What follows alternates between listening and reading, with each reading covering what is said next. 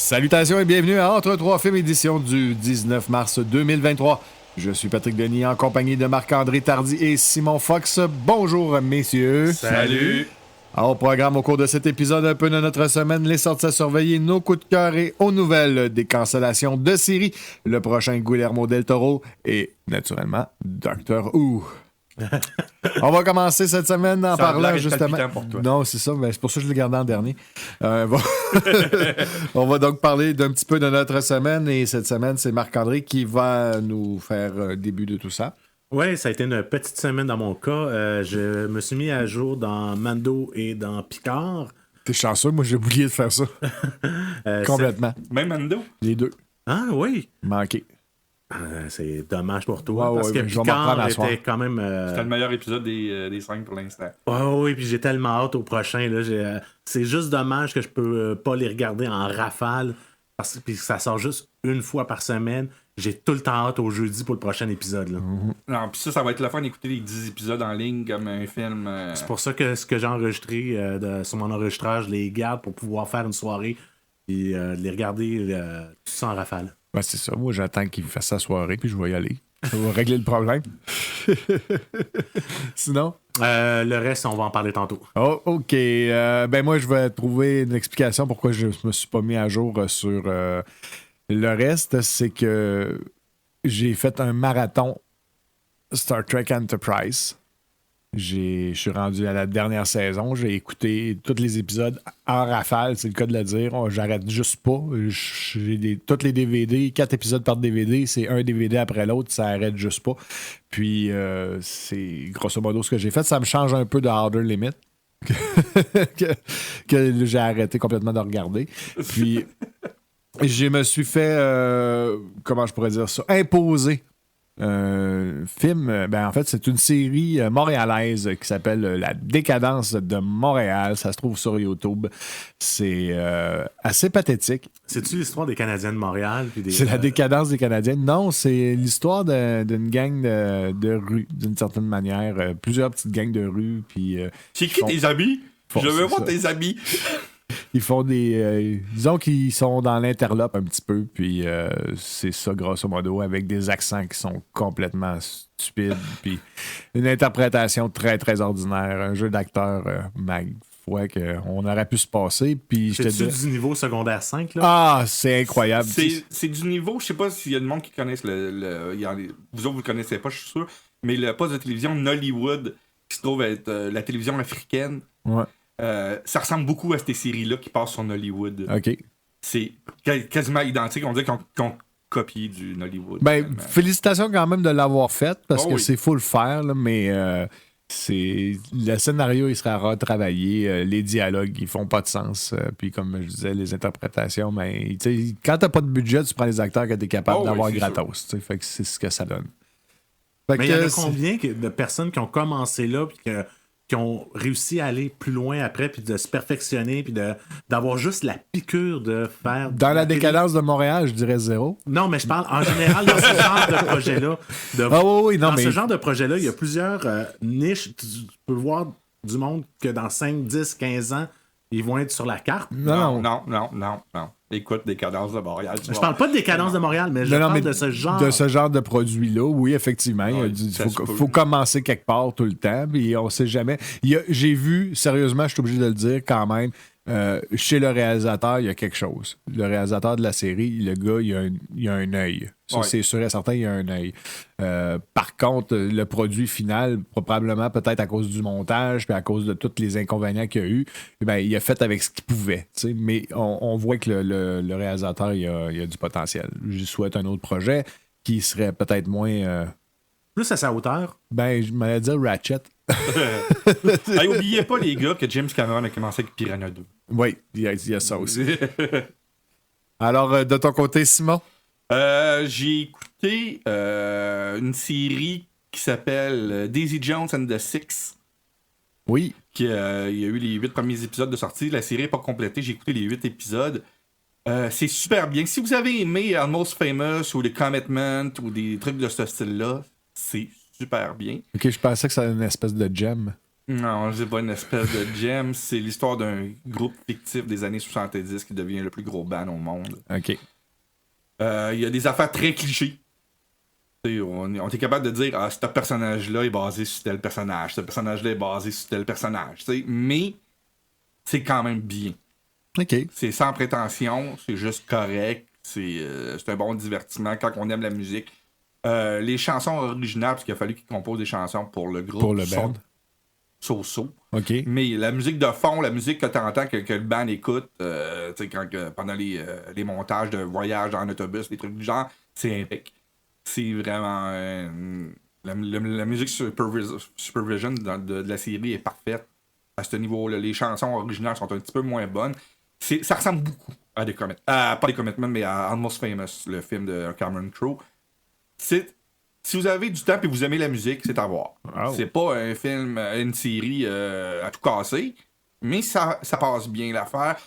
J'ai aussi écouté The Boston Strangler. Oh oui. La nouvelle version. La là. nouvelle version.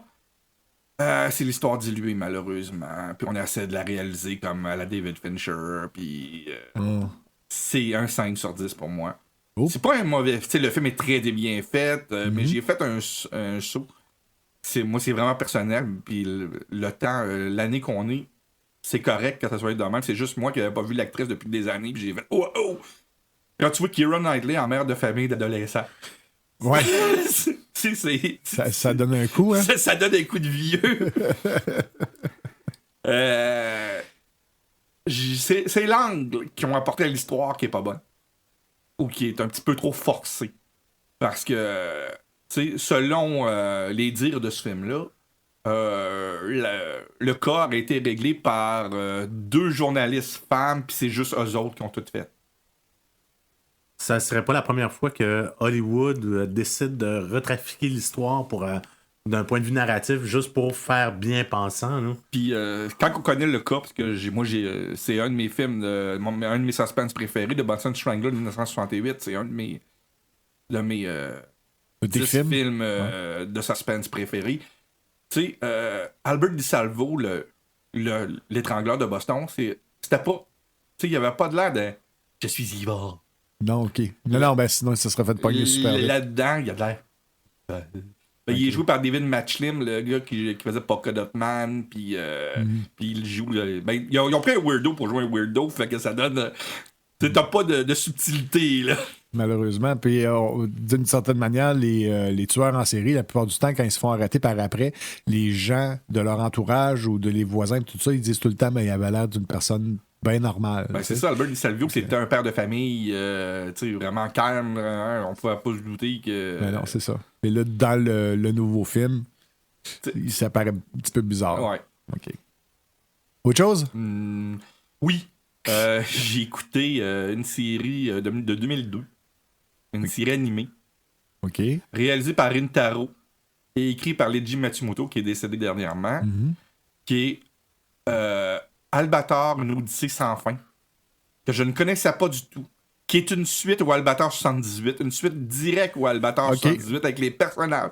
Parce que généralement, Albator, il change de setting, puis il change d'histoire, puis il garde juste un ou deux personnages. Fait qu'ils ont coupé 84, là. Ouais, ils ont coupé 84. Ben, t'as Esmeralda, pareil, puis mais ils amènent les autres personnages une fois de temps en temps, mais t'as pas idée de 84. C'est le design de l'Atlantide, c'est le design de 78. Ça a été fait en 2002. Moi, je l'ai vu en français, puis c'est les voix originales de 78. Ah, nice. C'est quand même très intéressant, ce niveau-là. Oui. Pour quelqu'un qui a écouté, étant jeune, la série à la télé, ça peut être très intéressant. Puis, fait cocasse, si vous voulez écouter la série, elle est disponible au complet sur YouTube. En français. Albator 2002. Oui, c'est. Pour le trouver sur YouTube, vous écrivez Albator Endless Odyssey. Et vous allez tomber sur ces épisodes en français. C'est bizarre de même, mais. Ah, les Français, ils anglicisent pas mal leurs trucs. Oui. Non, mais quand tu vas sur la page Wikipédia française de France, c'est l'Odyssée sans fin, mais sur YouTube. C'est comme la joke la semaine passée, je pense que je vous l'avais montré, c'est les traductions de films américains de titres et qui sont aussi en anglais en France. Là, je pense que c'est Cocaine Bear qui est Crazy Bear en France, oui. au lieu d'être ours sur cocaïne. Non, mais c'est eux autres qui ont traduit Honey, I Shrunk the Kids, Chérie, j'ai rétréci mes gosses. Ouais, c'est ça. Ou The Wedding Crasher, Serial Nosseur. Ah oui, Et c'est eux autres qui sont censés être là pour garder notre langue, hein? T'as pas écouté la Formule 1 en France? Non, je regarde pas le... Non, c'est d'un ridicule. Il y a 3 mots anglais pour un mot français. C'est pour ça que je regarde pas la télé en France, TV5, à part les nouvelles, là. Pas grand-chose.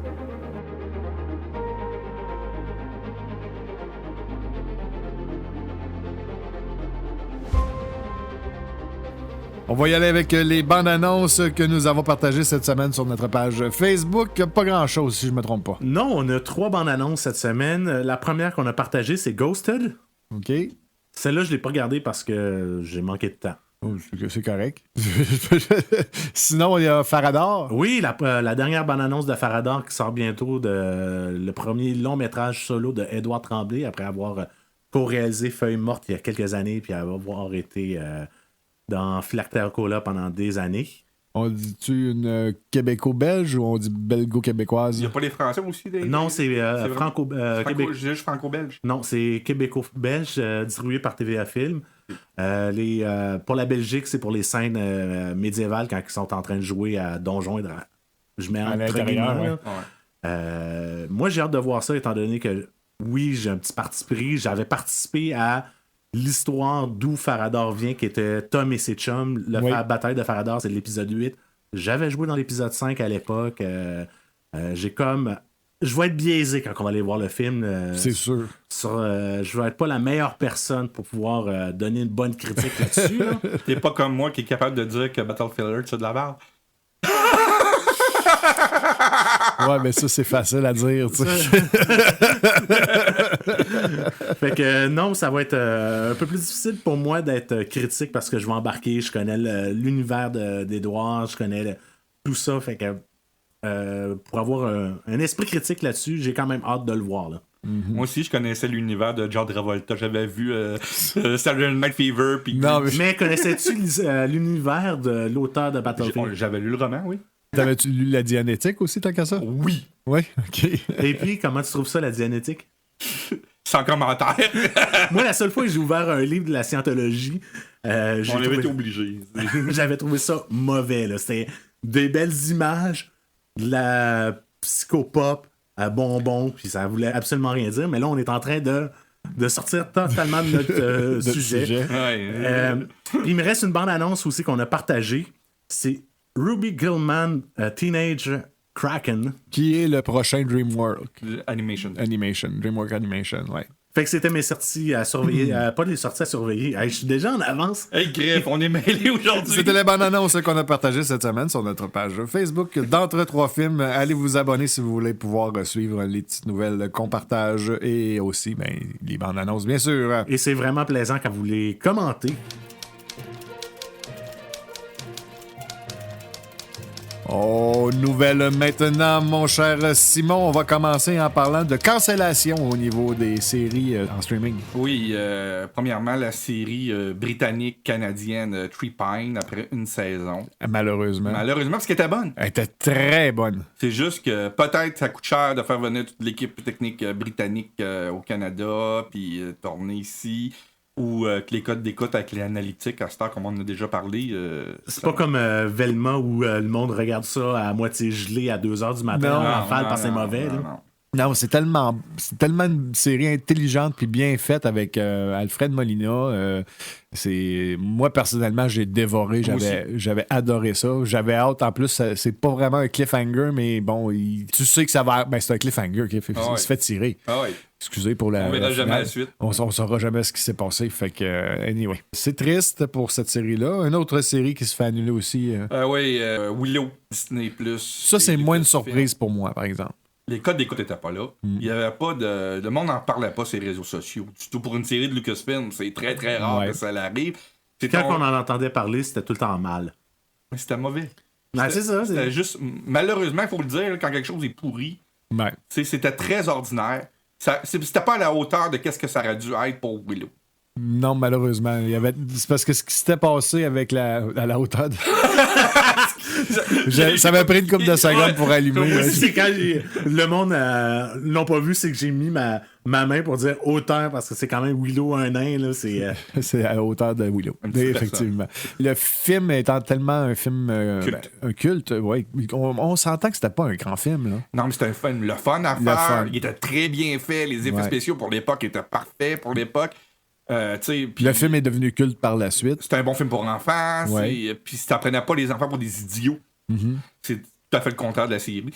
La série, malheureusement, elle n'a pas respecté un petit peu l'esprit du film de 1987. 88 ou 87. Fin des années 80. Puis en parlant de Willow, 2 jours plus tard, le showrunner, Jonathan Kasdan, dit non, la série n'est pas annulée, on a des projets pour la 2e saison, on a juste détruit les décors et laissé aller de leur contrat les acteurs. C'est comme... Le gars a fait ça aussi avec Solo, je sais pas si vous vous rappelez, il avait dit exactement la même chose pour Solo. Oh, oui. Le gars se cherche de la job. Puis on sait qu'il y a un changement cet été qui va arriver chez Lucasfilm, fait qu'il y a... ça reviendra pas. Après Solo, après Willow, est-ce qu'il va se retrouver un autre travail? Sûrement. C'est le fils à Lawrence Kasdan. C'est ça. C'est pas le même fils qui réalise les Jumanji, là, Non. Mais il fait partie d'une grande famille hollywoodienne qui comment je pourrais dire ça? Ça s'entraide puis ça se donne des jobs entre eux autres. Là. Sinon, le prochain, Guillermo del Toro sera un film en prise de vue réel. Enfin. Parce que son visuel, on parle de Pan's Labyrinth et des films de même. Moi, j'adore le visuel avec Guillermo del Toro. J'aime pas tous ses films, mais quand que je les aime. Puis même dans ses films les moins bons, il y a tout le temps un petit accroche qui fait que on va peut-être vouloir le regarder. Ou il y a de quoi, là. Il y a tout le temps un petit nanan. Là. C'est une adaptation de Mary Shelley. Une adaptation de Frankenstein. Avec... On sait pas qui... les deux hommes que je vais vous mentionner, on sait pas qui c'est qui vont jouer entre le monstre et le docteur Frankenstein. T'as Oscar Isaac et Andrew Garfield. Il veut pas dire c'est qui va jouer quoi. Mais moi, j'ai l'impression qu'Andrew Garfield va jouer le docteur Frankenstein. Juste avec la barbe qu'on a vue aux Oscars la semaine dernière. Là. Ouais, ça peut être juste la barbe, là, ça peut donner une petite... Et il y a aussi l'actrice Nia Goth, qui est la nouvelle Scream Queen, qu'on la voit un peu partout dans les films d'horreur présentement, qui va être au casting. Malheureusement, c'est un film qui sera pas en salle. C'est un film pour Netflix. Netflix. On dit qu'il est en amour avec Netflix, avec Guillermo del Toro. Pourtant, son visuel est fait pour le grand écran. Là. C'est ça qui est dommage à ce niveau-là. D'un autre côté, est-ce que Netflix lui donne plus une carte blanche qu'un studio pourrait lui donner? Ça, c'est sûr. Mais c'est du gâchis de voir sur une télévision un de ses projets. J'espère qu'ils vont faire comme Glass Onion puis donner au moins un mois en salle. Croisons les doigts. Oui. Parce que ça, c'est cas par cas là, pour ce genre de truc-là. Là. Quentin Tarantino aurait annoncé son 10e et dernier film. Son 10e, entre guillemets, parce que moi, j'y crois pas du tout. Non, mais tu veux dire pas 10e, entre guillemets, tu veux dire dernier, entre guillemets. C'est ça, je veux dire. Son dernier, entre guillemets, j'y crois pas du tout que ça va être son dernier film. Là. Ouais. Ça va être son dernier avant le prochain. Ouais, exactement. Ça va peut-être prendre plus de temps un petit peu. Là, ben, probablement qu'il va essayer de par orgueil, de ne pas le revenir tout de suite parce qu'il l'a dit. Mais comme on parlait avant l'émission, c'est un créateur. C'est un artiste. Puis habituellement, comment je pourrais dire ça? Chez les artistes, il y avait quelqu'un qui m'avait dit une journée, il dit « Moi, je ne crée pas, je vomis. » C'est comme il y a un surplus, un moment donné qui se crée à l'intérieur de la tête d'un artiste, puis il faut que ça sorte. Fait que j'ai comme l'impression que c'est ce qui va arriver à Quentin Tarantino. Le film s'appellera The Movie Critics. Movie Critics. Ah ben oui, ben là, il va... On sait qu'il adore les critiques. Au contraire, non, c'est ça, mais probablement qu'il va laver son linge sale sur grand écran. Non? Parce que c'est basé sur la vie de Pauline Kael, qui se trouve une des plus grandes critiques de l'histoire des choses écrites américains au niveau cinéma. Mais ils ont ça va parler de son époque où elle a travaillé comme aux relations publiques chez Paramount dans les années 70. Je trouve ça cool. Ouais. Moi, ça me fait... un vrai film, parce que oui, Once Upon a Time Hollywood parlait de cinéma, mais un vrai film qui se passe dans le studio, réalisé par Tarantino. Puis il a dit que ça serait aussi une histoire vraie, mais chamboulée comme il a fait pour Glorious Bastard, comme il a fait pour Once Upon a Time in Hollywood. Moi, ça va être basé sur des faits réels, mais exagéré à la Quentin Tarantino. Est-ce qu'on a des noms rattachés au projet ou des rumeurs? Pas du tout. Absolument rien. C'est du Tarantino. Oh oui, c'est comme ça qu'on l'aime. Hein? On sait qui sera le réalisateur du film Superman Legacy et c'est un secret de Polichinelle. Tout le monde le savait. James Gunn, le patron du studio lui-même. Le Big Boss, il a fait non, celle-là, c'est mon m'en occupe. C'est le premier sorti du Gate, anyway, là. Fait que ça va être le premier du DCU. Oui. Fait qu'il veut. Si ça se plante. Il veut tracer la voie. Non, mais si ça se plante, il va juste dire c'est de ma faute. Je l'ai écrit, je l'ai produit, je l'ai réalisé, j'ai choisi l'acteur. My bad, ciao. Ouais. Le gars est capable d'aller au bat. Ça, j'aime ça. C'est rare que quelqu'un ait des couilles de même parce qu'il aurait pu se cacher et faire non, ouais, avec le green lighté, puis. Ok, ouais. Mais au contraire, il se met au front. Ouais. C'est de savoir quel acteur va jouer Kal-El. On appelle ça un bon chef d'équipe. Oui, puis il a sorti le synopsis, mais le synopsis, je vous le mentionnerai pas parce que c'est exactement le même synopsis que je vous ai dit il y a quelques semaines. Moi, j'ai vraiment hâte de voir Superman Legacy. Superman, c'est un personnage, c'est un super-héros que tout le monde connaît puis tout le monde apprécie en espérant qu'il revienne comme on avait déjà parlé. À la hauteur de ce que Superman peut être. Il faut que ça soit clair, il faut que ça soit des couleurs, beaucoup de couleurs, il faut que tu aies de l'humour. Puis, là, une semaine ou deux, j'ai réécouté Mallrats. Michael Rooker, pas de cheveux, là. Il ferait-tu un bon Lex Luthor?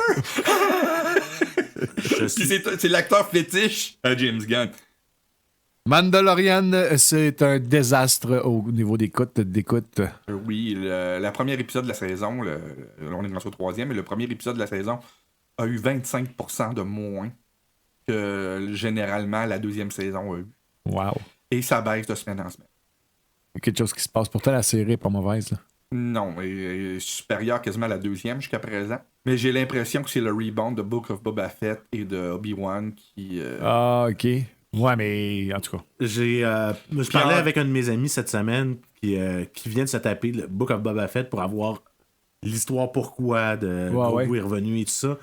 Il a fait, j'ai pleuré tout le long, j'ai tellement trouvé ça mauvais comme série. C'était très ordinaire. Puis je peux comprendre quelqu'un qui. Moi, je suis un fan fini, j'ai pas détesté. T'entends le thème de Star Wars, puis t'aimes ça. Ah, ben, c'est ça. Donc, c'est ça, il trouvait ça pénible à regarder, puis il a fait, je comprends pas pourquoi je voudrais continuer si ça va dans cette direction-là. Puis... Mais ça va pas dans cette direction. Ben non, c'est une autre série complètement différente. Puis l'épisode de cette semaine était excellent. L'histoire du médecin, moi j'ai trouvé ça fou. Ça me jetait à terre. C'était super intéressant. C'est de ramener Star Wars dans autre chose. T'as-tu l'impression que ça faisait Andorre comme épisode? Très, très, très. Quand ils sont à Coruscant, puis tout le côté politique, tout le côté... Ça ressemblait plus à Andorre qu'un épisode du Mandalorian.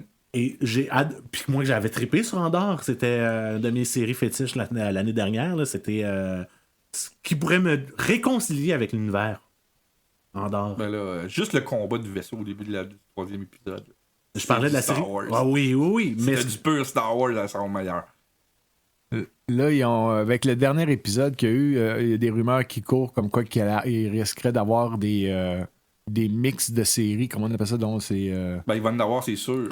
En anglais, c'est des crossovers. Les crossovers, c'est ça. Ouais. Surtout avec le dernier épisode qui ressemblait beaucoup à Andorre. Mais c'est pas là que les crossovers vont aller, parce que c'est même pas à la même époque. Andorre et... non. Et Mandalorian sont pas de la même époque du tout. Ils sont pas sur la même timeline. Mais regarde, le prochain épisode, le 4e de la saison, est écrit et réalisé par Filoni. OK. Fait que peut-être qu'à chaque année. On va parler des castings de 2 films qui s'en viennent. Ah oui, Bad Boys 4 avec Vanessa Hudgens. Hudgens. C'est dur à dire. Mais moi, je m'en fous de son nom, il est tellement cute. Juste Vanessa, on sait c'est qui. Ouais. Elle avait apparu d'ailleurs dans le même rôle dans Bad Boys for Life. Oui. C'est la première des autres acteurs à part Martin Lawrence puis Will Smith mis au casting. Qui est confirmé. Oui, qui est confirmé pour Bad Boys 4, qui va être tourné d'ici quelques mois. Oh, c'est très rapide. C'est là que c'est. Ça a l'air qu'avant la claque sur la gueule, c'était déjà.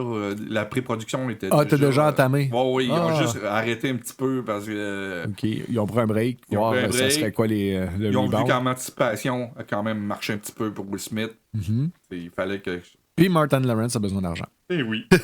Il faut qu'il envoie ses enfants à l'école. Oui, c'est ça. Ensuite de ça, on a Ridley Scott qui a annoncé que l'acteur Barry Keoghan va jouer un empereur dans sa suite de Gladiateur. Dans Gladiator 2. Oui. Barry Keoghan qu'on a pu voir dans Internals, dans Banshee of Inisherin, dans plein de films comme ça. Moi, c'est un acteur qui est, je dirais pas la saveur du mois, mais qui est très populaire en ce moment. Ouais, il a même joué le Joker dans The Batman. C'est lui qui faisait la petite apparition du Joker qu'on voit de 30 secondes dans The Batman. Et le gros canon, Denzel. Denzel Washington va jouer dans Gladiator 2 aussi. Mais Ça, lui, dans un rôle qu'on ne sait pas encore c'est ça, quoi. c'est un acteur pesant, très pesant à Hollywood, très talentueux. Ça rajoute du poids au film. Là. Oh, oui. Déjà que le réalisateur, il y a déjà pas mal de poids. Ben, ils ont déjà travaillé ensemble, de toute En plus? manière. Ah oui? American Gangster, C'est vrai.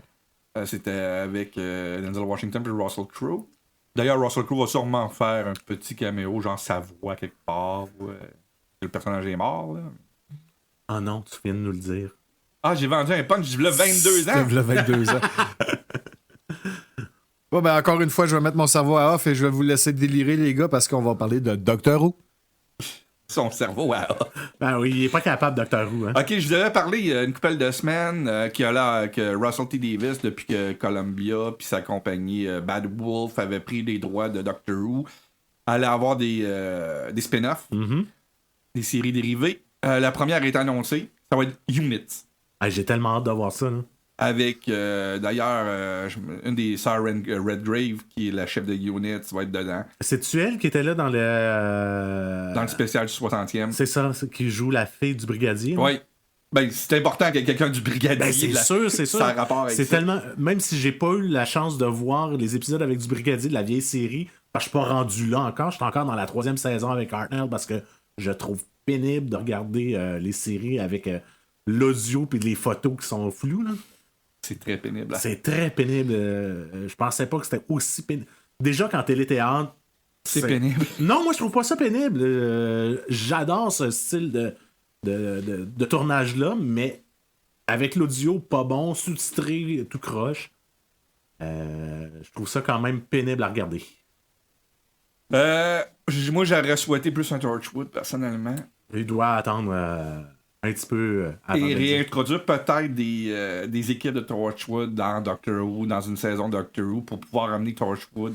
Mais Torchwood va s'en venir, c'est sûr et certain.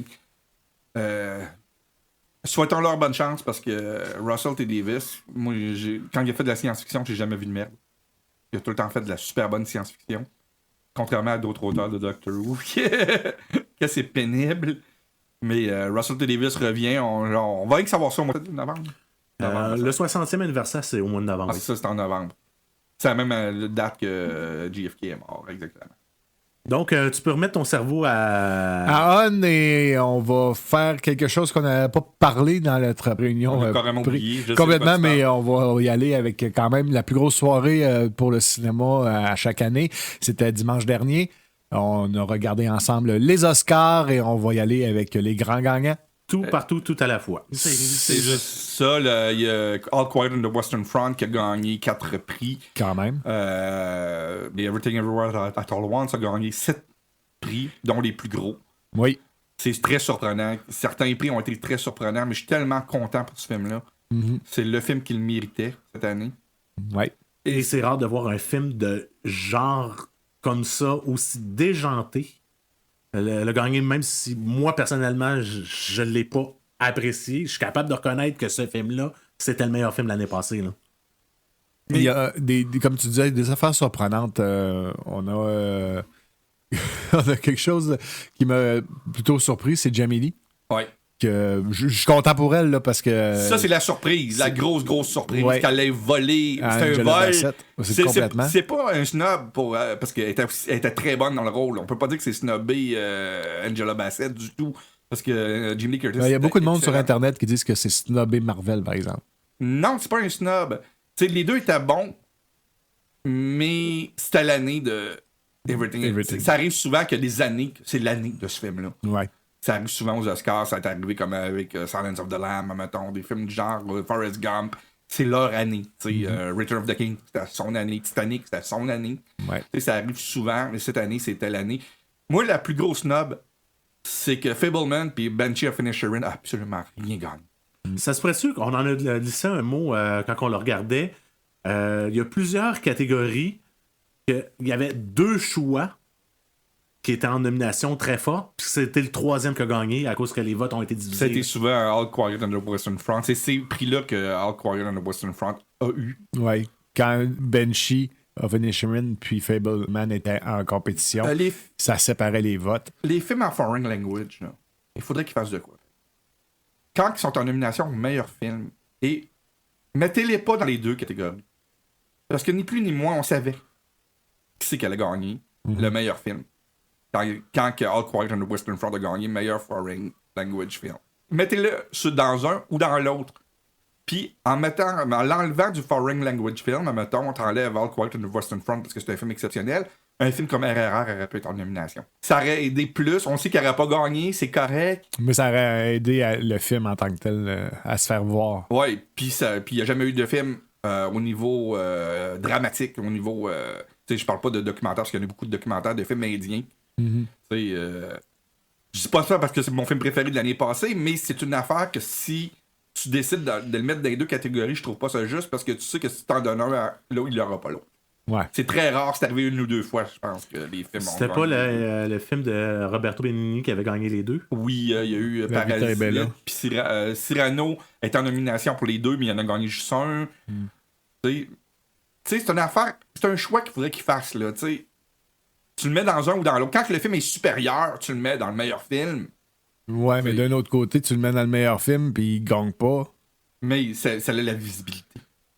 Ouais, mais c'est parce que, étant donné qu'il est meilleur que tous les autres de Foreign, il se retrouve dans les meilleurs films de toute l'année. Mais quand t'es meilleur film, t'es plus haut encore. Là, les 10 meilleurs films sont généralement meilleurs que les...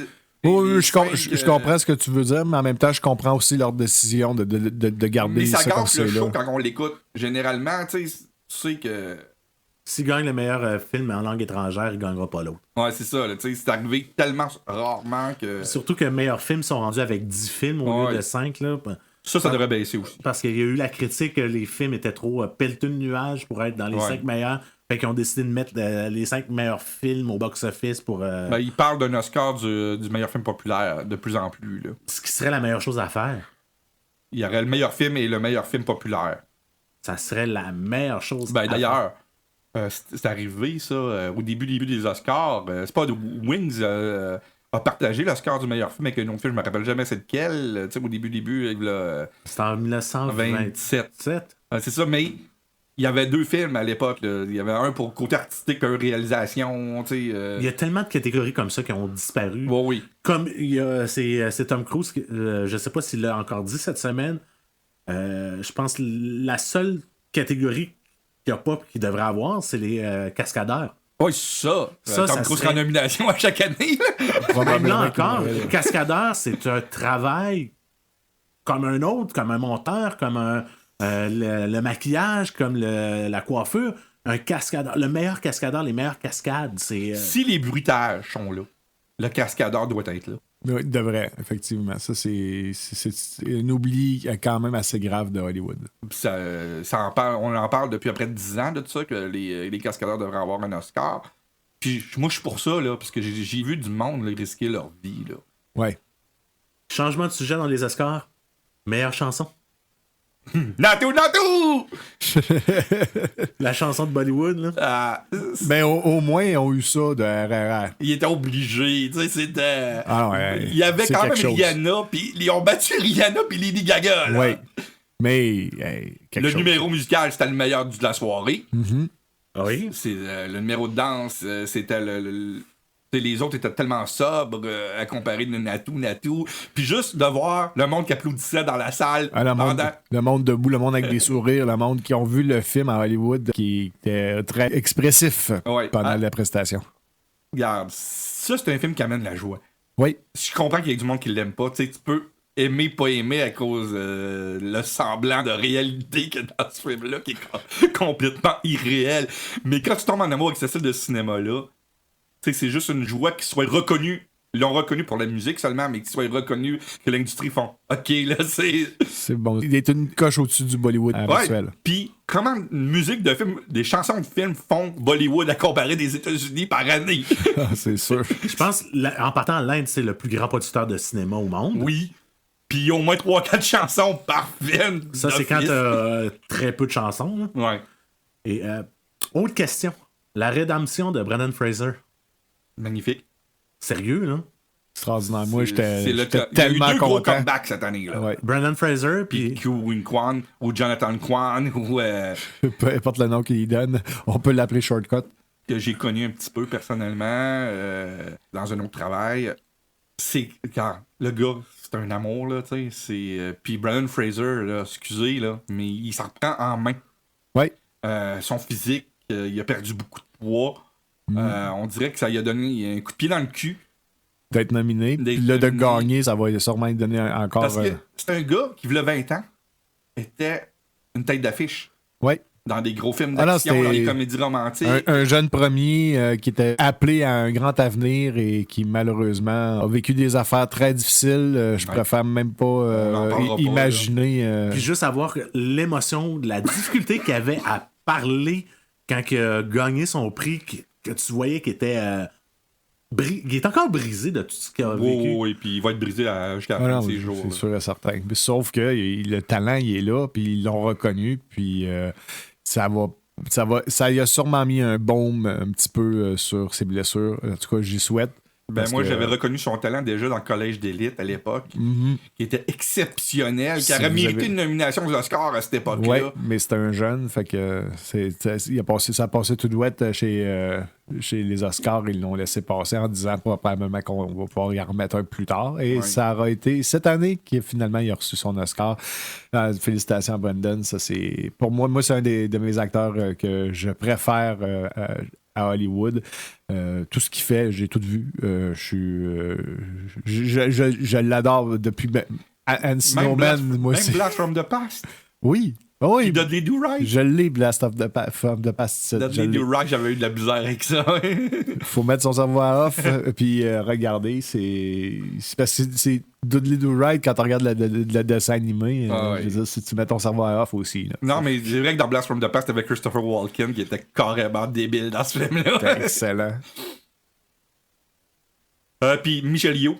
Oui. Qui a remporté l'Oscar de la meilleure actrice. Première femme asiatique à avoir gagné l'Oscar de la meilleure actrice. It's about time. Elle aussi, elle a eu une très grosse semaine. Elle a perdu sa série télé. Ouais. Pas Star Trek Discovery. Oui, j'en ai pas parlé dans les nouvelles parce que tant qu'à moi, elle est cancellée depuis 5 ans. Depuis le premier épisode. J'ai même pas commencé la 4e saison. Excusez-moi, c'est une nouvelle que J'ai écouté la première saison de la titre. Tu manques pas grand-chose. C'est très ordinaire. À part justement l'acting de Michelle Yeoh qui était excellente, mais elle est excellente dans tout ce qu'elle fait. Je me rappelle pas si ça avait été en nomination pour Memory of a Geisha. Pas de souvenir de ça. Pas de souvenir. Parce que c'était quand même un très gros film à l'époque. C'était de voir aussi sur scène 2 ex-James Bond girls. J'en avais parlé, là. C'était Michelle Yeoh et Halle Berry ensemble. C'est la même scène en même temps. Là. Je fais ouh. 2 de Pierce Brosnan. Pierce devait faire excellent. Il est où le party? deux dames très désagréables à regarder. Et Kubrick Kwan est le gars le plus cool sur la terre. Il est tellement simple, tellement vrai, tellement comment je pourrais dire ça? Humble. Oui, de l'humilité. Je peux te dire qu'il a fait tout à fait le contraire à l'émission de Jimmy Kimmel le lendemain. Il a fait un sketch. Il est arrivé pendant que quand on fait Jimmy Kimmel, au début, il parle tout le temps. Ben, il s'est passé ça hier. Il raconte sa fin de semaine tout le temps. Il y a tout un monologue. En plein milieu du monologue, il arrive en tuxedo, débraillé, tout croche, les cheveux tout croche, avec leur score dans les mains, puis il dit « Il est où le party? » Il était encore sur le party de la veille. Il était hier le party. Il dit pas pour moi, je continue à faire le party. C'est la journée la plus haute de ma vie. J'ai passé la nuit avec Cocaine Bear. Celle-là, je l'avais trouvé drôle aussi la soirée, quand il y avait eu l'ours avec Elizabeth Banks, qui dit pas tout de suite, c'est après la coke. Le rendez-vous manqué des Oscars, Cocaine Bear, il aurait fallu que dans la mascotte, dans l'ours, dans la mascotte, ça aurait dû soit être Matt Damon. Matt Damon. Ça aurait été. Ça, c'est le rendez-vous manqué. J'ai trouvé la soirée même, mais même par après sur Internet, il y avait beaucoup de monde qui ont écrit comme quoi il y aurait dû. Ouais, mais puis probablement c'est quoi que le plus gros juste. scandale? Le plus gros scandale de la soirée. C'est que Londres, c'est pas le vrai Londres, puis il a dit que c'était le vrai Londres, puis Ouais. le monde n'a pas aimé ça. Ben là. T'sais, voyons, ils ont pas fait prendre l'avion à Londres comme il a dit, là, t'sais. Le monde croyait ça, qu'il y avait... Incroyable.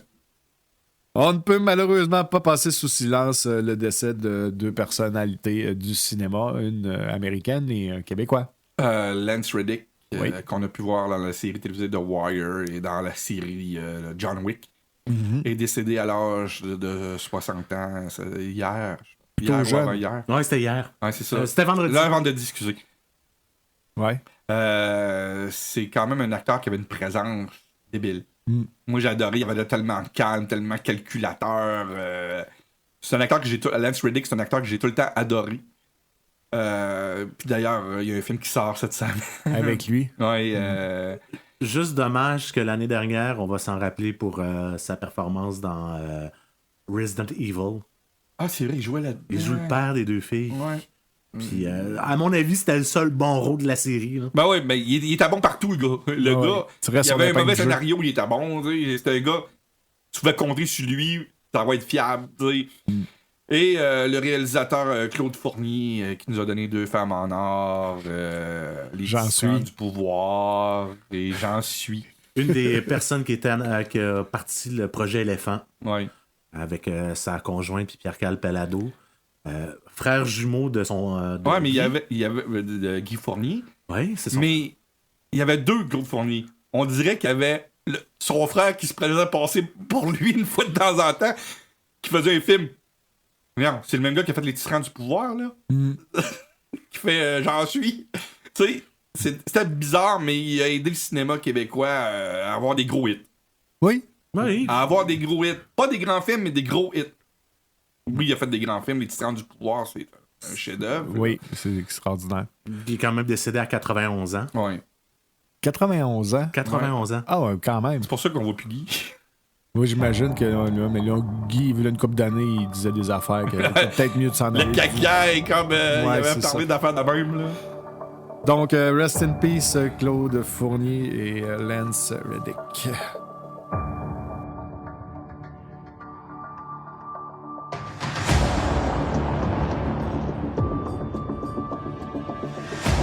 On y va avec le club vidéo et cette semaine au club vidéo, on parle de Breakfast Club, film de 1985, un film avec une trame sonore extraordinaire et réalisé surtout par John Hughes. C'est un film culte. Culte, tu dis? C'est incroyable, là. Intemporel aussi. C'est un film. C'est le film de l'adolescent de la génération X. Oui. Tu sais, il n'y a pas beaucoup de mots pour décrire ce film-là. C'est Bon, on peut y aller simplement en disant que, très très simple, c'est une gang d'étudiants, en fait, c'est 5 adolescentes et adolescents qui se retrouvent en journée de retenue à l'école un samedi parce qu'ils ont fait différents trucs. Et on apprend c'est quoi qu'ils ont fait pendant le film, mais ils se retrouvent au début, on ne sait pas pourquoi, mais ils doivent passer le samedi. À écrire un texte sur comment vous vous voyez. Exact. Puis, Puis ils viennent de se faire totalement différents de la société. T'as Ce le- qui fait que c'est intéressant. T'as le jock, le nerd, la petite fille à papa, la petite gotte, le débris. Parce que oui, au début, t'as l'impression que John Nelson est un débris de la société, un corps. C'est ça. Ben, c'est le bum John Nelson. On va y aller avec le Nerds qui était Anthony Michael Hall, qu'aujourd'hui, on ne le verra plus. Il jouera le Jocks. Il jouerait peut-être le bum. Ouais. Emilio Estevez qui joue Jocks le sportif. à la hauteur de ses 5 pieds de haut. Ouais. Ouais, mais le sport qu'il fait, il n'y a pas besoin d'être plus haut. Là, avec, Non, faisant mais de la c'est lutte. drôle pareil parce qu'il joue le gros sportif de l'école, là, tu sais. Ali Shelley qui joue la gotte ou la marginale. La marginale. Et Molly Ringwald qui joue La petite princesse. petite princesse fille à papa. Le professeur ou surveillant d'élèves qui les surveille pendant cette retenue était joué par Paul Gleason, qu'on a vu dans plusieurs autres productions Johnny aussi. B. Good, Die Hard, etc. En parlant de John Nelson, c'était la semaine dernière, semblerait-il, selon les calculs de Nerds, justement, qu'il a fait sa dernière journée de retenue. Donc... Ben oui, c'était le 11, je crois. C'était le 11 2023. Donc, parce que quand on regarde le film, il y a un moment où ce qui se pogne avec le surveillant, puis le surveillant dit 3 jours de retenue de plus, 3 jours de plus, 3 jours de plus, puis il finit par accumuler tellement que finalement, ben, en 2023, il a fini toutes ses journées de retenue. Finalement, c'est bizarre qu'on parle de ce film-là cette semaine. On y avait pas pensé quand on avait choisi le film. Non, c'est ça. Non, c'est peut-être inconsciemment quand j'avais vu son meme la semaine dernière que j'ai sorti ça, là, parce que oui, je vous l'avoue, à part quelques extraits, j'avais jamais vu le film avant. Comment tu l'as trouvé? Je l'ai trouvé génial. Oh, Sérieux, cool. là? Enfin, il y a un film que tout le monde aime! J'ai trouvé comme j'ai dit tantôt, le sujet intemporel. Oui. Les 5 archétypes des jeunes. Ça se retrouve encore aujourd'hui. On se retrouve encore aujourd'hui. On aurait pu les mettre dans les années 50 avec le bum aurait été. Greaser. On aurait pu tout mettre ça. Et pour moi, il y a 2 scènes qui sont une après l'autre, qui sont les 2 scènes les plus importantes du film, à mon avis. Okay. La scène, lorsque le surveillant avec le concierge discutent de leur point de vue, quand ils sont dans la salle avec toutes les archives, puis les trucs secrets, puis tout ça, puis que t'as le concierge qui dit à l'autre qui comprend pas les jeunes, puis il dit c'est peut-être pas eux autres le problème, c'est peut-être toi qui as changé. Uh-huh. Et la scène suivante où tu vois les 5 en train de parler après avoir fumé un joint sur le pourquoi ils sont là. Et là, tu vois que ils ont beau être les 5 hyper différents, ils ont tous de quoi en commun, c'est l'échec. D'une certaine façon, l'échec familial, l'échec scolaire, l'échec de si... Il y a de quoi dans leur vie qui a un échec. Qui passe pas par-dessus. Qui passe pas par-dessus. Le sportif veut montrer à son père qu'il est capable d'être autre chose qu'un sportif, il est capable de s'amuser. T'en as, sauf la gotte. Attends, je m'excuse, là, mais la gotte, elle a un échec énorme aussi. Là. Oui, sauf que c'est la seule qu'elle n'a pas l'obligation d'être là. Non, mais elle est là pareil parce qu'elle a un échec. Oui. Ouais. Son échec, c'est au niveau social. Oui. Elle n'est pas capable socialement d'interagir et c'est pour ça qu'elle n'a rien à faire un samedi puis qu'elle va en retenue par elle-même. Fait que, comme tu disais, ils ont tous ce point commun-là ensemble. Là. C'est une très bonne analyse. J'avais jamais analysé le film de même. Ouais. Puis, comme je l'avais vu quelques extraits quand j'étais jeune, beaucoup trop jeune quand j'étais au primaire, en 87-88, je devais avoir moins de 10 ans. Là, donc, pour moi, c'était des vagues souvenirs puis je comprenais pas le 2e ni le 3e niveau. Il y a plusieurs moments où j'étais capable de m'identifier aux jeunes. Puis à certains moments, j'étais capable de m'identifier aux surveillants quand que je me vois à 43 ans regardant la nouvelle génération qui pousse en arrière de moi, puis de voir comment je me vois par rapport à eux autres. Et le personnage qui doit résumer, selon moi, la vision du réalisateur, c'est le concierge. C'est le concierge qui fait prendre... C'est le Jiminy Cricket? C'est ça, c'est celui qui fait prendre conscience au surveillant.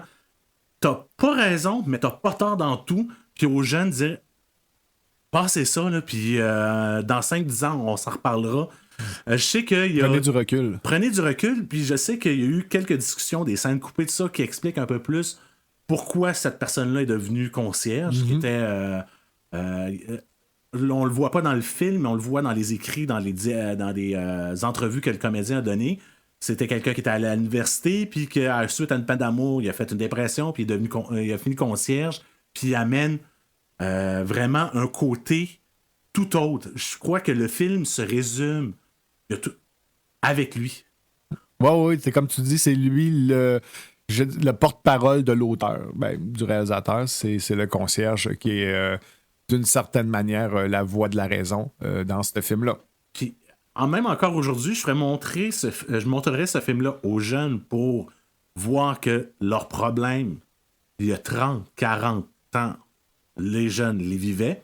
Et je le montrerais aussi aux parents, juste pour la scène que je parlais entre le directeur et le concierge, pour dire, regarde, vous l'avez déjà vécu cette période-là, Ouais. vous êtes rendu ailleurs, juge-les pas, fais juste être leur guide. Très, très bon. Ça va être encore toi qui vas parler, Marc-André, j'ai comme l'impression, parce que là, j'accrocherai un peu sur la bande sonore. Là-bas, Non, moi, avant qu'on parle de la bande sonore, moi, lui, il était tellement profond. Moi, la fois que j'ai le plus retenu, c'est la voix d'Anthony McCullough quand il est gelé sur le pot. Il est tellement drôle dans cette scène-là. Oui, il est très, très drôle. la trame sonore, une des bonnes trames sonores, autant la musique instrumentale que les chansons Simple Minds, c'est une chanson vraiment rassembleur.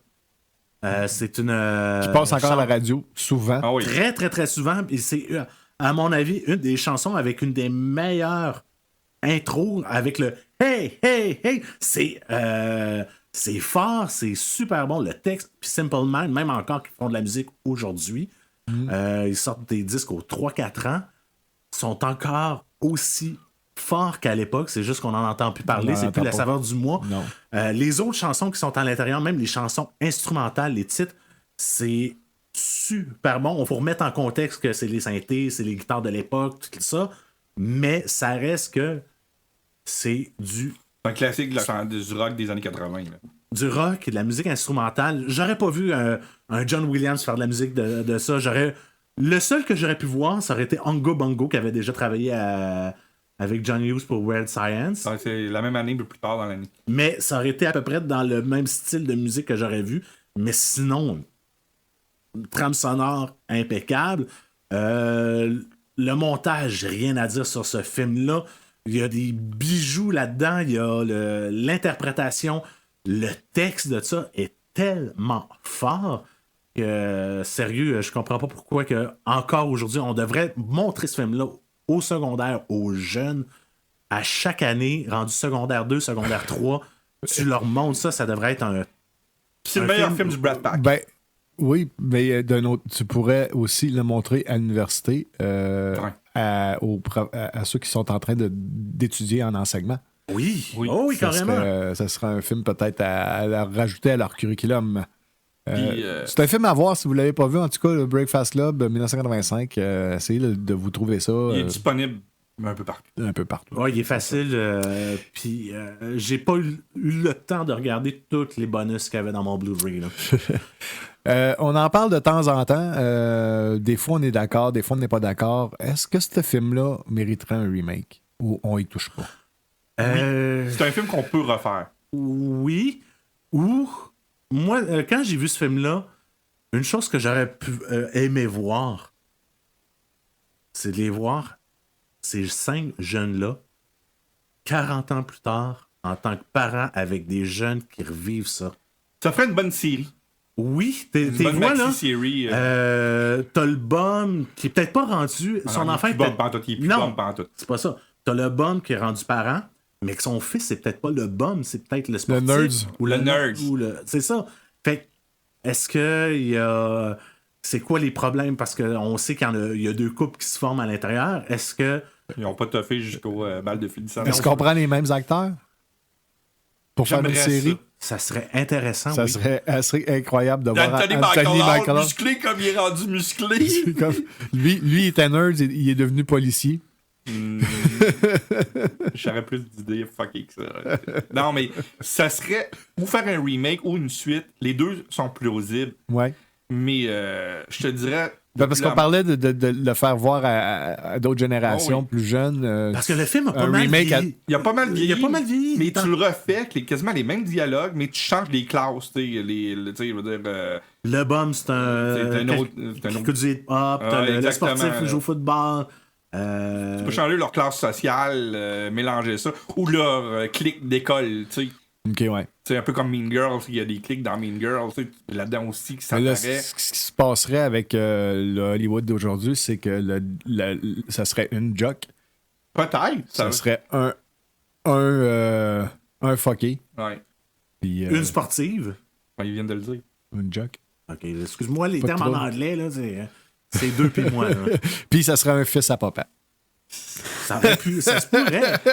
Breakfast Club 1985, Non, c'était genré. notre film Ça du serait vidéoclub.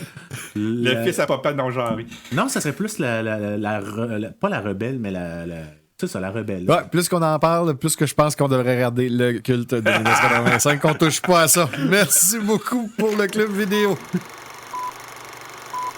Les sorties à surveiller, Marc-André, on n'a pas grand-chose non plus. C'est comme les bandes annonces. Hein? Non, puis je crois que parce que le film que je vais vous parler est tellement gros que personne n'a voulu se frotter, même pas sur les sites. Donc, c'est John Wick, le 4e chapitre qui sort cette semaine. On laisse toute la place à Keanu Reeves. Ouais.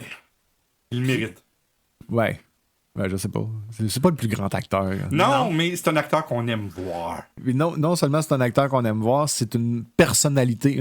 Sa personnalité à lui, c'est une personne qui est appréciée. Puis on comme parlait c'est pas possible tantôt du public. de rajouter cascadeur aux Oscars. Ça se rendait un qui se rend Il fait ses cascades hein, dans John Wick. 80%.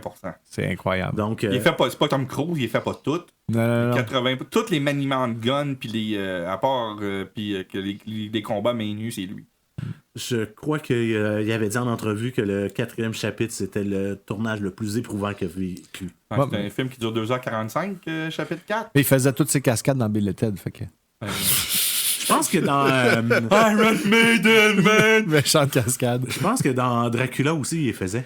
Oui, mais, Ah, mais là, t'as Monica Bellucci par-dessus toi, là. C'est assez facile de faire la cascade. on s'entend que le pic de ses cascades avant John Wick, c'était The Matrix.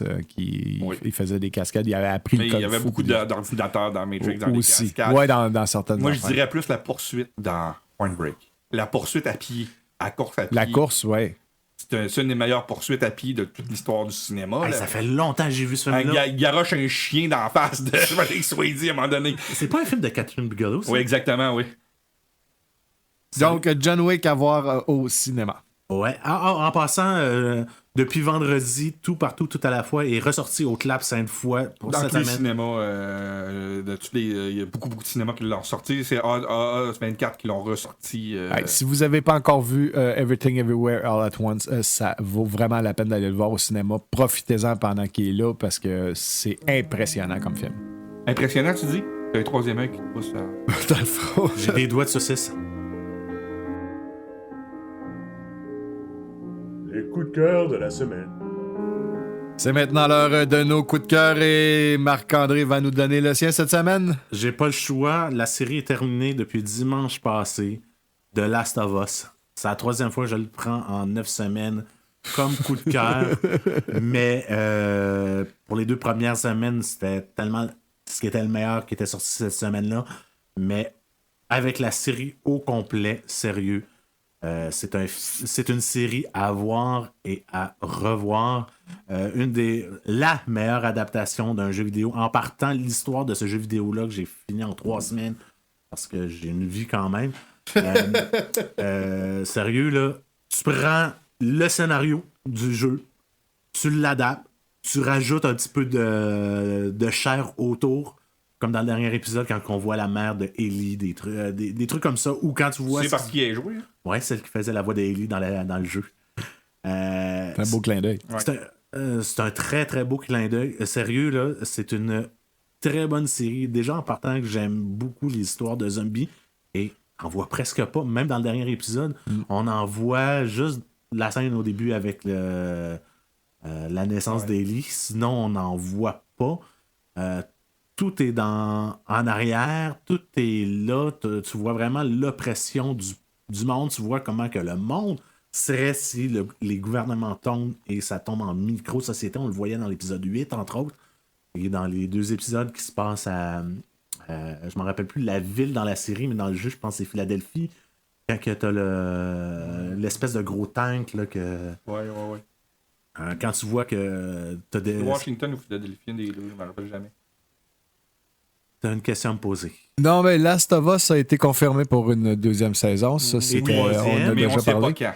Puis, sur Internet, présentement, il y a des gens qui sont en train de signer une pétition comme quoi qu'ils ne veulent pas qu'il y ait la saison 2. C'est comprenant pour certaines personnes. Pour les gens qui ont joué aux suites de Last of Us, ils disent qu'ils ne veulent pas revivre les traumatismes que le jeu leur a fait vivre. Je peux comprendre que certaines personnes ont eu des traumatismes en jouant à ce jeu-là. Tu penses que... Tu comprends qu'il y a une Neil pétition. Druckmann a dit qu'elle allait changer l'histoire. OK. Qu'elle allait pas changer la ligne trame. de la trame, mais changer les événements pour que ça passe beaucoup mieux. Il y a des C'est scènes très très dures ou. C'est le sujet. OK. Les sujets sont très difficiles. C'est très... Non, mais c'est pas difficile. C'est que c'est polémique. OK. C'est polémique pour certaines personnes, tu sais... Est-ce que c'est exagéré de faire une pétition pour pas qu'il y ait de saison 2? C'est exagéré. OK, parfait. C'est très exagéré. Le seul problème, c'est que va falloir dire adieu à quelqu'un. Ouais, ben ça. Ça arrive. Ceux qui ont joué aux jeux vidéo savent c'est très bien c'est qui. Mais c'est très polémique, tu sais, pour dire woke, non woke, là. C'est à ce point-là, là. OK. De mon côté, je vais reculer dans le temps pour vous parler d'un film qui se passe dans un bar, finalement. Oui, j'ai changé mon dernière minute. Le film, c'est One Night at McCoy's avec Liv Taylor, Matt Dillon, John Goodman, Paul Reiser. C'est un excellent film que j'ai vraiment apprécié. Paul Reiser habillé en sadomaso, le gars, il a tellement pas l'air de ça que moi, ça me fait rire tout le temps. Quand t'as écouté Mad About You, c'est ça. ça scrape un peu l'image de Paul Reiser. Quand même, Liv Taylor qui est toujours agréable à regarder dans ses films. Moi, j'ai un coup de cœur tout le temps pour John Goodman. C'est à part dans Pierre à feu. Je comprends pas pourquoi. Ouais, mais tout ce qui touche, moi, j'aime vraiment beaucoup cet acteur-là. Je vais vous donner une affaire. John Goodman et Pierre à feu, il est mieux en anglais qu'en français. Beg, là, ça... Là, il passe en anglais. Mais nous autres, on l'écoutera jamais en anglais, ce film-là. Le seul problème que j'ai avec... Ben, c'est pas un problème, c'est le réalisateur Harald Swadz. Oui. C'est qui, lui? C'est ça. Ah, moi, je le connais un petit peu. Oui. Parle-nous-en. Il a réalisé un des Cody Banks. Ah, OK. Il a réalisé un des Pink Panther avec Steve Martin. Donc, c'est un lanceur de relève. Exactement. C'est quand même... Mais ça, c'est un film qui a réussi quand même très, dans très ses bien. premiers films, un petit film indépendant. Ouais. C'est des films de même que tu te fais repêcher par les studios justement pour être lanceur de relève. Oui, mais c'est avec des films de même que le cinéma s'améliore parce que c'est déjanté. C'est le mot que je cherchais, donc c'est assez déjanté comme film. C'est à voir One Night at McCoy. Donc, une nuit. Je sais pas comment c'est en français, je pense que c'est ça. Hein? Non, c'est un soir. Au bar McCoy, là, en français. Simon, ton coup de cœur? J'avais un film qui ressemblait beaucoup à ton film, fait que je vais en prendre un autre à la dernière minute. Ben, tiens. Non, pas celui-là. Pour ceux qui voient pas, je vais vous parler d'un film de 2005 OK. qui s'appelle Sky Captain and the World of Tomorrow. Oh oui! Oh oui! Qui est un des films les plus avant-gardistes qui avait été fait à cette époque-là. Parce que c'est avant 300, c'est avant Sin City, qui était fait avec aucun décor. Qui est un hommage au serial des années 30. C'est avec Jude Law, Gwyneth Paltrow. C'est un petit bijou. Pas Angelina Jolie là-dedans? Oui, Angelina Jolie, mais j'allais en parler un peu plus tard. Qui joue un rôle que c'est pas Nick Fury. Elle a un Ellie Carrier en plus. Elle a la patch sur l'œil, puis elle a le vaisseau. Ouais. C'était pas un hommage à Marvel, pas du tout. Pas du tout. C'est un film qui est mal aimé. C'était très mal. J'ai jamais compris pourquoi c'est que ce film-là n'a pas rapporté des millions et des millions box-office. Parce que ça a tout ce que les fans de Star Wars veulent voir dedans. Ouais. Il y a des clins d'œil à Marvel. Il y a des clins d'œil à Marvel, à King Kong. T'as des robots géants qui attaquent New York. Peut-être justement que trop de clins d'œil. Non, c'est Non, mais je veux dire, pourquoi que dans le temps, quand il est sorti, qu'il n'a pas été apprécié à sa juste valeur, c'est peut-être que le monde faisait comme « Hey, c'est juste des clins d'œil. C'est rien de nouveau. » L'histoire est bonne. Ouais. Il y a des films comme ça que, avec le temps, on se rend compte que ça, c'est dans toutes les formes d'art, là, qui était tellement à l'avant-garde que quand ça sortit au mauvais moment. Oui. Ça se La peut. bande-annonce, je me rappelle de l'avoir vue en salle près de 8-9 mois avant que le film sorte. Puis j'étais la bouche grande ouverte, j'étais flabbergasté. C'est quoi ce film-là? Ouais. C'est un nerdgasm, c'est... J'ai un blanc de mémoire. Il y a un acteur décédé qui reprenne des lignes de dialogue d'un ancien Non, il y a un film. film, il y a un acteur qui joue, un acteur décédé qui joue, comme on va voir cette année dans The Flash. Il y a un acteur décédé qui joue dans ce film-là. OK. Laurence Oliver. Mhm. C'est la première fois qu'il avait utilisé un acteur mort dans un rôle. C'est lui qui fait le méchant. Oh oui, puis il n'avait pas utilisé des scènes des De dialogues plusieurs films. de plusieurs films. Pour faire ces lignes. C'est facile parce que quand t'as un gars qui a joué du Shakespeare, comme Laurence Oliver, tu prends un mot de telle affaire, un mot de telle affaire, un mot de telle affaire, t'es capable de se faire dire ce que tu veux. Pratiquement. Ben, tu fais du François Pérusse. Ouais, mais t'es capable avec un montage sonore de se faire faire. Quand tu fais le montage de notre émission, tu le sais, Ah on ouais. est capable de faire dire n'importe quoi à n'importe qui. Oui. Sauf que je le fais pas. Non, t'es fin. On t'aime, Pat. On te remercie pour Non, te pas- sacrifier à faire du montage. Sky audio. Captain in the World of Tomorrow. Ouais. C'est un film à voir. Il est souvent pas cher dans les bins au Walmart. Et, si vous le voyez à 5$, achetez-le. Oui, ça vaut la peine. En espérant que vous avez apprécié et que vous serez de retour pour notre prochain épisode, vous pouvez nous suivre sur baladoquebec.ca, Spotify, TuneIn, iTunes, Google Balado, Facebook et YouTube. N'oubliez pas de nous laisser un j'aime sur nos productions et de vous abonner à nos sites. On vous en remercie d'avance. C'était donc Entre trois films. Je suis toujours Patrick Denis en compagnie de Simon Fox et de Marc-André Tardy et on vous dit bon cinéma.